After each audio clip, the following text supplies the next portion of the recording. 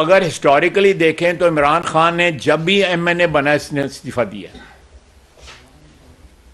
1 نومبر 2007 میں دیا تھا, اس کے بعد بائیکاٹ کیا, 2013 میں جو ہے 2014 میں دیا, وہ واپس لیا, اور 2022 میں جو استعفیٰ دیا اب وہ واپس لے رہا ہے.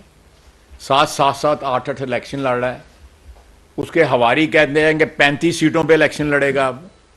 اب میرا خیال ہے 70 ہو گئی ہوئی ہیں, اب 70 پہ الیکشن لڑے گا. اس کے بعد پھر استعفے دے گا, پھر الیکشن لڑے گا.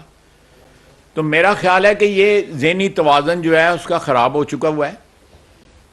میرے جو ان کا بیہیویئر ہے, کم از کم جو ان کا اس وقت جو سیاسی جو سامنے کردار نظر آ رہا ہے, اور جس طرح اپنے فیصلوں سے وہ بیک آؤٹ ہوتے ہیں, فیصلے اپنے بدلتے ہیں, کوئی بھی ذہنی توازن رکھنے والا انسان جو ہے, کوئی سٹیبل ذہن کا انسان, دماغ کا کوئی اس قسم کی نہ بیانات کرتا ہے نہ اس طرح فیصلے, اور فیصلے کی قیمت اس کے ورکر ادا کر رہے ہیں, اس کے ایم این اے ادا کر رہے ہیں.